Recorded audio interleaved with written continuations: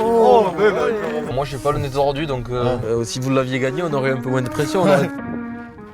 Je fais surtout du monoski, c'est mieux quand t'as les deux genoux attachés. Pour les genoux, c'est très bien. Ah ouais.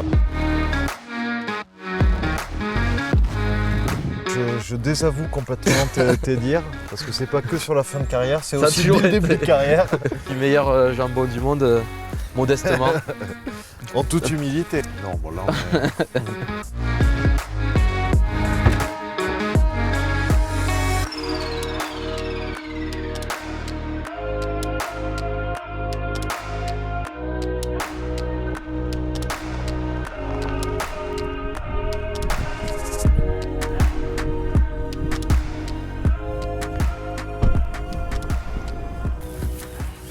Salut Antoine, Tu vas bien? et toi? Ben ouais, ça va. Bienvenue chez moi, du coup, là où tout a commencé finalement. Eh ben, merci à toi de m'accueillir sur tes terres natales. J'aimerais bien que tu me dises un peu quelle est l'histoire de ce terrain. Ben ouais, finalement, c'est là où j'ai fait mes gammes quand j'étais petit, sans m'en rendre vraiment compte. Tu vois, j'habitais juste là, maison de famille, au cœur du domaine qu'on rénove avec mon frère. On avait le stade à 300 mètres à pied. Et je pense qu'on y a quand même passé un paquet d'heures à taper dans le ballon ici. Et puis finalement, c'est le club aussi où j'ai passé le plus de temps comme licencié. Pour le moment, au stade, j'ai pas fait beaucoup d'années. Donc tu vois, c'est un endroit hyper important pour moi parce que j'ai toute ma famille ici et tous mes potes qui rejouent maintenant en plus au club du village. Donc c'est assez sympa. Donc quand je peux revenir, je reviens avec plaisir. Et c'est vrai que quand on fait un peu quand on revient un peu en arrière de là où on a commencé, ça fait toujours bizarre de voir où c'est qu'on en est actuellement, mais ça me fait toujours plaisir de revenir ici. Mais du coup, toi, c'est où dont tu es originaire? Parce qu'on entend de Brive, on entend Biarritz. Alors moi je suis né à Brive, après là où j'ai vécu le plus c'est au Pays Basque, donc à Biarritz précisément. Mais T'es pas forcément... revenu à Brive après ta carrière, quoi. Non, je suis pas Bizarrement. revenu à Brive. Non. C'est vrai que le cadre de vie était un peu plus intéressant à Biarritz. En plus, je me suis marié avec une Basque il y a quelques années, donc forcément, c'est très difficile d'en sortir. Mais moi aussi, j'ai connu un terrain comme celui-ci. Et ce qui est marrant, c'est que c'est un jardin où on reconnaît les odeurs, où on reconnaît l'entourage et où on reconnaît aussi les dimensions, parce que c'est ça qui me procure beaucoup d'émotions quand je reviens sur des terres natales, c'est qu'en fait les dimensions sont les mêmes, que tu sois ici ou au Stade de France ou à Ernest Vallon. Les lignes sont moins droites ici. Les lignes sont moins droites, mais les poteaux sont les mêmes et le contexte est un peu différent. J'avais vu aussi que tu avais joué à Gloucester, mais apparemment tu passes pas tes vacances d'été là maintenant. Non, c'est vrai que j'ai pas pris de location estivale là-bas. Par contre, ça reste un bon souvenir parce que le fait de les connaître, ça m'a appris aussi comment on pouvait les battre avec l'équipe nationale. Donc c'était un bon souvenir. Donc c'est ton terrain, ton terrain, je veux dire tout l'entourage où tu viens te ressourcer après les gros matchs, après la médiatisation, après toutes les sollicitations que tu peux avoir encore plus ces derniers temps, quoi. Ouais, bah c'est ça fait toujours plaisir de revoir les personnes qui on a grandi ici. Dès que pendant les vacances, dès que j'ai un peu de temps et un peu d'énergie, on se retrouve vite au stade à faire un toucher. Au final, comme quand j'avais 12 ou 13 ans et que je jouais avec les plus vieux de mon village. Et ça n'a pas changé. Et c'est ça qui est top aussi dans notre sport. Mais voilà, de pouvoir revenir ici et de vivre des choses simples comme avant. Et dès que j'ai un peu de temps, tu vois, vu que c'est à côté du stade, mais ça me fait toujours du bien de revenir ici. Comme tu dis, avec toutes les sollicitations qu'on peut avoir, même la pression que c'est l'enchaînement des matchs, ça fait du bien d'avoir un peu de verdure autour de soi, de revoir la famille, et ça remet un peu les pieds sur terre, et ça fait du bien aussi. Donc dès que je peux, j'essaye de revenir. Ouais. C'est ce qui fait ton équilibre finalement, parce qu'on dit souvent avoir un peu la tête dans les étoiles que tu as avec le Stade Toulousain, et garder les pieds sur terre ici dans tes terres natales, c'est ce qui pour moi fait ton équilibre aussi, quoi. Ouais, non, c'est sûr, voilà, de pouvoir revoir ma famille et mon frère dès que je rentre. Il me donne vite des choses à faire aussi pour aller l'aider à la ferme ou aller travailler avec lui. Donc au final, ça me fait un peu redescendre sur terre et ça me fait pas de mal des fois, quoi. Et est-ce que tu te rends compte de l'importance médiatique et tout l'abattage, on va dire, médiatique qu'il y a autour de toi? Est-ce que ça te perturbe pas? Tu l'as connu aussi, quand tu es à l'intérieur de la chose, tu as du mal à prendre du recul, tu te rends pas forcément compte de l'ampleur des choses, mais c'est vrai que surtout avec l'équipe de France, où on sent qu'on a pris une autre dimension depuis le tournoi de 2020 où on s'est remis à gagner des matchs, ce qui est une finale que j'avais quasiment jamais connu trop avec l'équipe de France. Et on a senti cet engouement du public, cette ferveur et aussi cette exigence qu'ils ont envers nous parce qu'ils sentent qu'on a du potentiel et ils ont plaisir à nous voir jouer, mais ils ont envie de nous voir gagner aussi.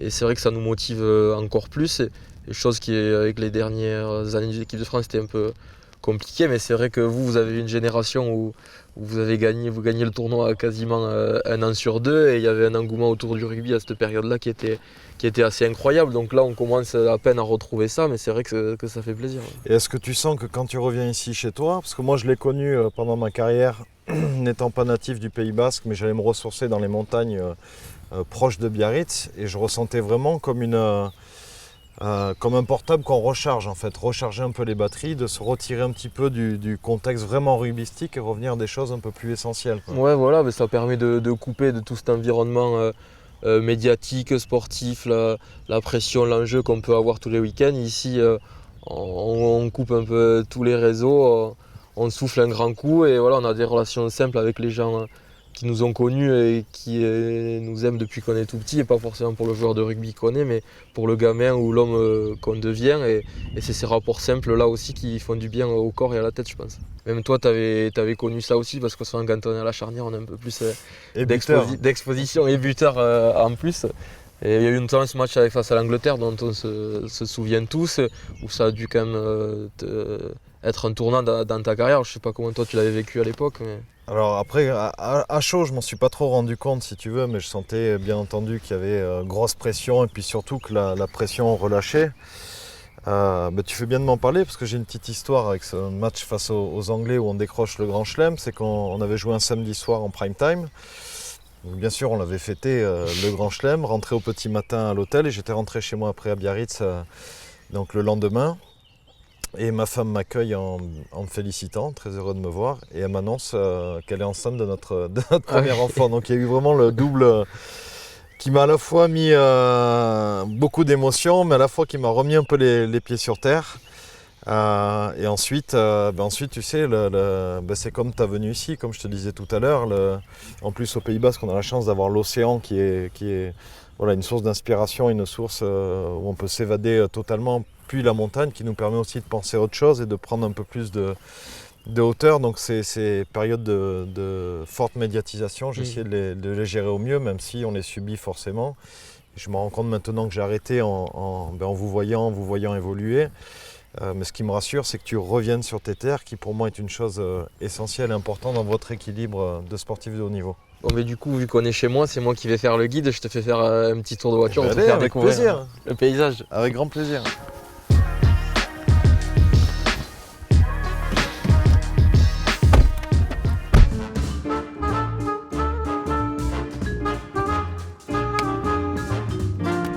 Voilà.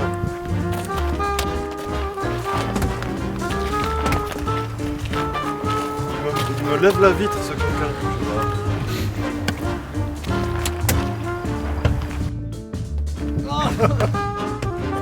Oh,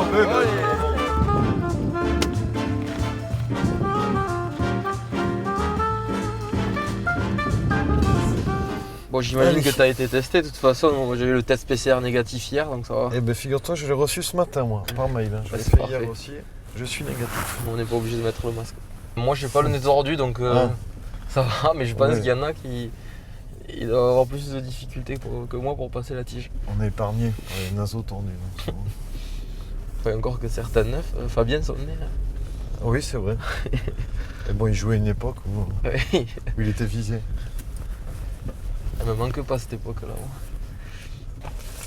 Et buter, ça t'a déjà tenté? Parce que je t'ai observé à l'échauffement, alors je sais plus quel match c'était de l'équipe de France pendant le tournoi, et je voyais que tu t'exerçais avant les matchs au tir au but. Ben, jeune, je me suis toujours entraîné, mais la plupart du temps, j'étais soit second buteur ou buteur de loin, quoi.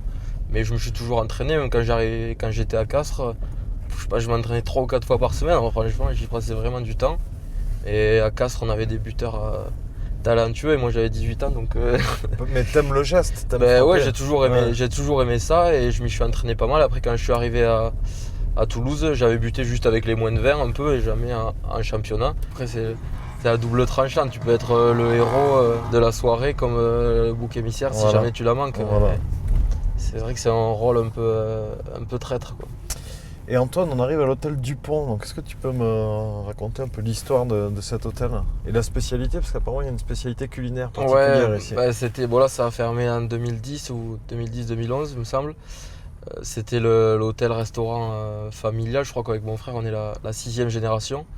Donc, c'est là depuis un moment. C'est mes grands-parents qui le tenaient. Donc, moi, j'ai toujours connu ça depuis que je suis tout petit. Au final, j'ai grandi au milieu de l'hôtel, du resto, des clients. Ouais.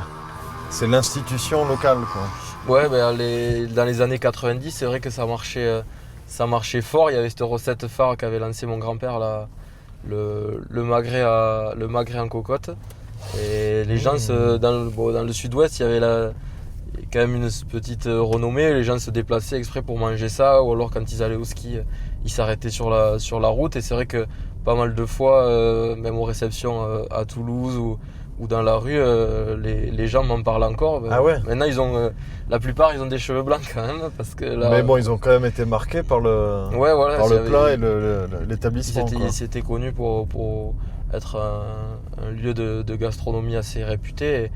Et c'est pour ça aussi que ça nous a motivé avec mon frère de faire perdurer le nom du pont autre qu'à travers bien sûr. le rugby.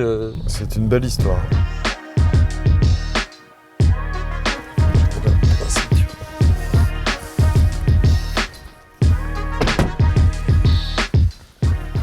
Tu vois, le point de vue, il est pas trop mal ici. Bon, les Pyrénées, tu sais ce que c'est, mais il y en a, quand ils viennent ici, ils sont surpris de voir des montagnes, mais c'est vrai qu'on ne s'en lasse pas. Mais vous voyez la neige, nous elle a fondu, ça y est. Ouais, ça dépend de la période. On a de la chance avec le temps aujourd'hui, quand il fait beau, que c'est bien net comme ça, c'est beau quand même. Oui, donc tu nous disais que tu allais plusieurs fois par hiver au ski, tu peux nous en dire un peu plus? Non, je fais surtout du monoski, c'est mieux quand tu as avec 2 genoux attachés. Pour les genoux, c'est très bien. Ouais. Ça, c'est parfait. Bon, on est à 2 ans de la Coupe du Monde, tu commences à y penser un peu. Celle du Japon de 2019, elle est digérée? T'es dans quel état d'esprit là? Ouais, non, maintenant elle est digérée. C'est vrai que ce quart de finale, on a tous un goût amer toujours dans ces échéances. Surtout en Coupe du Monde, c'est tous les 4 ans. Donc tu sais que quand tu passes à côté, tu auras toujours des regrets. Je ne vais pas t'en parler à toi, mais c'est vrai que celle-là nous donne encore plus envie parce que déjà elle est en France. Et maintenant qu'on a ce renouveau, tu vois, on sent qu'on a un potentiel, on a envie de faire quelque chose. On a cette motivation supplémentaire de la faire à domicile. Et c'est vrai que tu te dis, ouais, c'est loin, mais là, je pense que déjà le tirage des équipes. Ça lance le compte à rebours. Franchement, ça nous a mis même un pour pied nous, dedans. spectateurs. T'as l'impression que c'est dans 6 mois, alors qu'il faut attendre encore, tu vois, la billetterie, encore, les gens, ils nous parlent que de ça, du France-Nouvelle-Zélande. Et ils ont envie, en plus, avec cette période où ils peuvent pas venir dans les stades, il leur tarde qu'un truc, c'est venir nous voir jouer. Et nous, c'est vrai que ça nous met une motivation supplémentaire et on sait que si on veut y faire quelque chose, il va falloir gagner des matchs d'ici là. Donc tu vois, cet objectif à moyen terme, il nous donne de l'ambition déjà pour aujourd'hui. Tu l'as en ligne de mire, mais tu sais que d'ici là, il y a encore 2 tournois à jouer, il va falloir performer, tu sais que les équipes, affronter les nations du Sud aussi. Les équipes qui ont performé en Coupe du Monde, elles ont gagné des trucs avant à chaque fois. Et c'est vrai qu'en plus avec le Covid, on n'a pas pu jouer les nations du Sud. Et on sait très bien qu'elles sont toujours dans le dernier carré, donc il nous tarde aussi de vivre toutes ces étapes qui vont être hyper importantes avant la compète. Ouais, mais tu vois, toi tu as aussi pas mal d'expérience aussi sur les Coupes du Monde, notamment celle de 2011 où vous arrivez jusqu'en finale. Bon, on va pas en parler forcément de la finale, mais rien que de la compète, le contexte et le parcours en plus après, c'était juste, vous aviez eu, quoi. C'était juste une expérience magnifique, une Coupe du Monde en Nouvelle-Zélande en plus. J'aurais aimé voulu connaître celle de 2007 en France, mais j'ai pas été sélectionné, mais je l'ai vécu indirectement, même si j'ai pu voir un peu tout l'abattage qu'il y avait autour, cette fête du rugby, de recevoir une Coupe du Monde, c'est juste fabuleux. Mais en Nouvelle-Zélande, qui est quand même le pays du rugby, ça doit être quelque chose aussi. Ils sont un peu plus de 4 millions, je crois qu'ils sont 4,5 millions d'habitants là-bas. Et le rugby, le sport numéro 1, donc c'était une expérience géniale. Et puis nous, on a eu un parcours atypique, on va dire, si on peut le qualifier ainsi, un parcours atypique. Ça nous a permis aussi de nous de nous resserrer encore plus parce qu'on avait quasiment tout le monde se demandait ce qu'on foutait là en demi-finale, puis après en finale. Et nous finalement ça nous a même motivés, ça nous a transcendés. Alors on n'a pas pu décrocher le quand trophée. t'es dos au mur, c'est là que tu te transcendes aussi. Et puis ça nous a resserré encore plus parce qu'on s'est dit on est en quart de finale, on vient de perdre le Tonga, on est en quart de finale contre les Anglais, personne ne croit en nous. Nous on a quand même un numéro derrière, un maillot, sur les épaules, donc on va tout faire. En plus c'était les Anglais, donc la motivation était toute trouvée. Vous cherchez bien loin. Mais ça crée des liens. Moi, ce que je ressens maintenant après la carrière, c'est que ces moments-là créent des liens forts parce que tu vis émotionnellement des trucs en groupe qui sont vraiment particuliers, quoi. Et vous avez un lien spécial du coup avec la génération 2011 on a un lien, spécial. Alors on se voit pas tous les jours, on s'appelle pas tous les jours, mais dès qu'on se voit, il y a l'épopée de 2011 qui arrive parce que ça a été une aventure humaine. Avant même de parler de sportif, c'est une aventure humaine. Tu passes 4 mois ensemble quand même tous les jours. Voilà, et puis c'est ce qu'on connaît aussi en club, ces ambiances en club. Nous on était une génération, ça faisait pas mal d'années qu'on jouait ensemble en club et en équipe de France. Donc ça crée des liens qui sont juste fabuleux. On a toujours plaisir, même si on a échoué juste à la dernière marche pour décrocher ce putain de titre mondial. Et écoute, maintenant il y a cap sur 2023. En tout cas, on sera bien sûr vos premiers supporters d'ici là. Ça c'est une évidence. Et je pense que c'est un privilège même de pouvoir jouer une Coupe du Monde en France. En tout cas, moi j'ai hâte de voir tout ça. Si vous l'aviez gagné, on aurait un peu moins de pression. On n'aurait pas été les premiers de vous gagner. Il vaut mieux que vous soyez les premiers. Parce qu'après, on n'est à jamais les premiers. Voilà. Il paraît. Ça qu'on dit. Ça marche longtemps le dicton en plus. Et tu vois, du coup, sur le parcours les années précédant la Coupe du Monde, vous l'aviez préparé comment? Parce que il y a le Grand Chelem en 2010, et après le tournoi 2011. Je ne sais pas comment vous abordiez les choses. Toujours avec la Coupe du Monde en ligne de mire, je suppose. Si tu veux, oui, bien sûr, quand tu es joueur, qu'on est en 2010, tu n'es pas encore sûr de faire la Coupe du Monde parce qu'il annonce, je crois que c'était au mois de mai, ou comme ça, la fin de la saison. En 2011, fin de la saison. Donc si tu veux, nous on n'a pas un parcours linéaire. On a décroché le Grand Chelem en 2010, mais au mois de novembre en 2010, on en prend 60 au Stade de France contre l'Australie. 2011, on perd en Italie. Enfin, on a eu un parcours un peu chaotique. Voilà, il a été vraiment, ça a été en dents de scie. Donc il s'est créé un petit peu là. Et une fois que les noms sont sur la liste, c'est là où tu mets un cadre, si tu veux, et tout le monde y va. Mais ça, le groupe, il s'étoffe aussi sur les années et je pense que Fabien et le staff l'a compris. C'est la volonté. C'est que la création du groupe et la formation d'un effectif est très importante. Vous commencez à avoir un vécu, même si pour l'instant vous n'avez pas décroché de titre, mais à mon avis ça ne devrait pas tarder. Les liens sont en train de se construire là. C'est en train de se construire là maintenant. Et après, il y a la difficulté de recevoir la Coupe du Monde. Oui. Parce on l'a vu en 2007 sur le match de l'Argentine. Ça met une pression supplémentaire. On l'a senti, moi aussi je l'ai senti, cette chape de plomb. Puis les Argentins en plus, j'ai l'impression qu'il fallait affronter toutes les équipes sauf eux d'entrée. Mais bon, ça c'est du passé, mais il faut aussi que ça serve de leçon. Mais c'est là maintenant que vous êtes en train de le construire et j'ai presque envie de dire c'est depuis la Coupe du Monde au Japon, quoi. Ouais, parce que le groupe s'est créé à ce moment-là, quoi. Ouais, on avait un peu l'impression d'y partir, de s'y être préparé un peu tard parce qu'il y avait aussi ce souci d'entraîneur, de résultats et tout pour 2019 où même tu pars 3 mois avant la Coupe du Monde, personne n'aurait pu te donner un 15 type.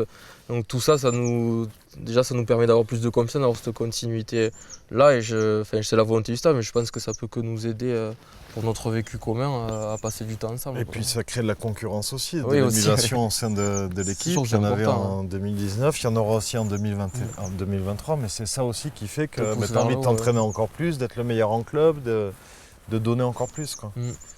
Bon, il paraît que le demi-mêlée, c'est censé être le chef de meute un peu. Il paraît que quand toi tu jouais avec tes gros, peut-être plus sur la fin de carrière, t'étais un peu sec avec. Il y avait quelques témoignages qui. Je désavoue complètement tes dires, parce que c'est pas que sur la fin de carrière, c'est aussi dès le début de carrière. Non, oui, c'est vrai que j'avais.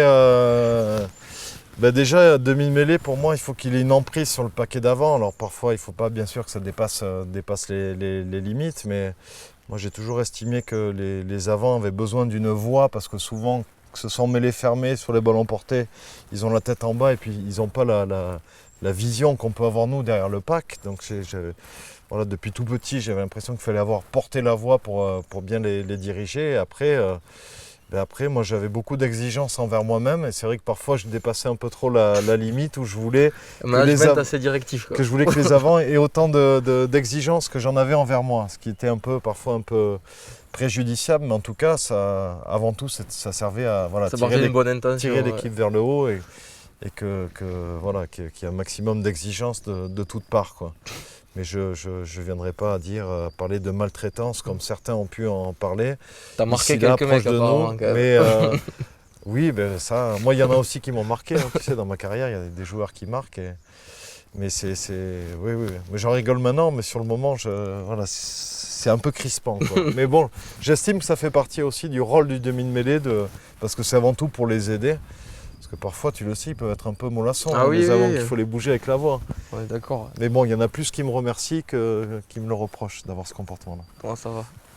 Au niveau de ton rôle de demi-de-mêlée, bien sûr, ta qualité première, c'est d'aller affronter la ligne d'avantage, d'aller essayer de casser les premiers plaquages. Au-delà, bien sûr, de tes capacités de demi-de-mêlée, ta technique individuelle, est-ce que tu as déjà...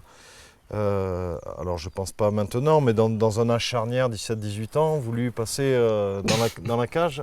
Dans 17-18 ans, j'étais déjà persuadé qu'il fallait que je reste derrière.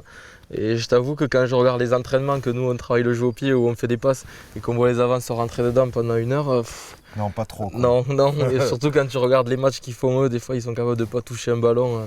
Après on en a besoin, et moi le premier, je suis bien content qu'ils fassent le sale boulot à ma place, mais honnêtement je suis très bien derrière eux. Ouais. Tu gardes qu'un chiffre dans le dos, mais c'est le 9, voilà. Pas plus bas. Non, je descendrai pas. Ou alors ça sera mauvais signe, peut-être en fin de carrière. Mais... Fais gaffe parce que tu as commencé 10, ouais, tu fais 9.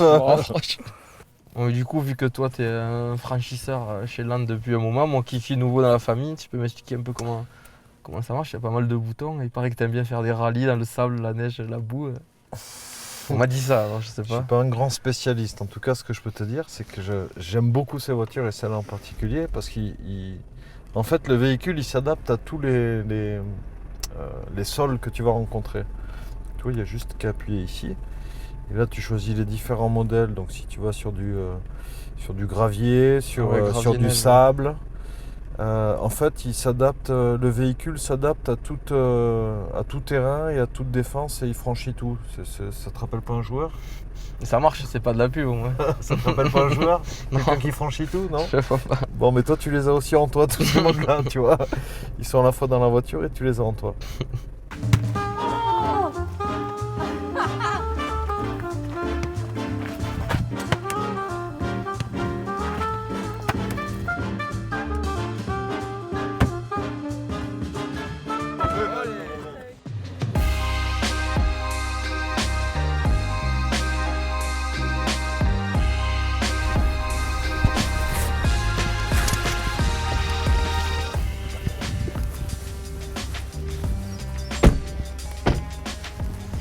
On poursuit la visite. Donc, du coup, là, c'était l'hôtel resto familial renommé Domaine de Bartas maintenant qu'on rénove. Bon, c'est pas encore très sexy, mais on va essayer de faire quelque chose de sympa. Là, tu vois, c'est la salle de réception pour tout ce qui est mariage, séminaire, tout ça qu'on pourra moduler. La partie gîte et les chambres qui sont un peu plus loin. Bon, les travaux sont... Donc le réceptif complet. On pourra à la fois bien Pro manger, faire la fête et aussi rester dormir ici. Ouais, voilà. Il y a pas mal de couchage aussi. C'était important parce que c'était l'âme aussi du lieu. Les familles venaient en vacances l'été, donc c'était important pour nous de pouvoir aussi faire la partie hôtellerie. Moi, je t'ai préparé un petit... J'ai fait préparer parce que c'est pas moi le trancheur officiel du meilleur jambon du monde. Modestement. En toute humilité. Un peu de porc noir de Bigorre. Ah voilà, alors je voulais que tu m'en parles justement de ce jambon. Familial. Ouais, c'est mon frère qui est éleveur, donc ça va aussi aller en lien avec le domaine de travailler avec des produits locaux et promouvoir un peu les produits du terroir. Et en plus, il n'y a qu'à les goûter, ils font leur pub tout seuls. Donc là, on est plus que le circuit court, c'est-à-dire que là, ça vient de la ferme familiale directement. On peut aller voir les cochons grandir là-bas et les manger après. Il faut pas faire dans cet ordre-là parce que sinon, on ne veut plus le manger. Est-ce qu'on peut le goûter là? Vas-y. Régale-toi. En tant que basque, tu peux donner ton avis. C'est vrai qu'il est excellent. C'est pas la même catégorie, quoi. Non, bon là, Mais il y a du porc noir au Pays Basque aussi. Ouais, le porc basque, ouais, qui est dans les Voilà. AOP, qui est moins bon, mais qui est pas mal aussi. Excellent. Ben, merci pour la dégustation et la visite du domaine familial. Ben, avec grand plaisir. Tu reviens quand tu veux.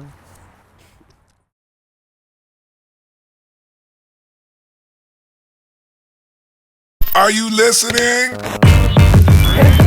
Blaise. Damn.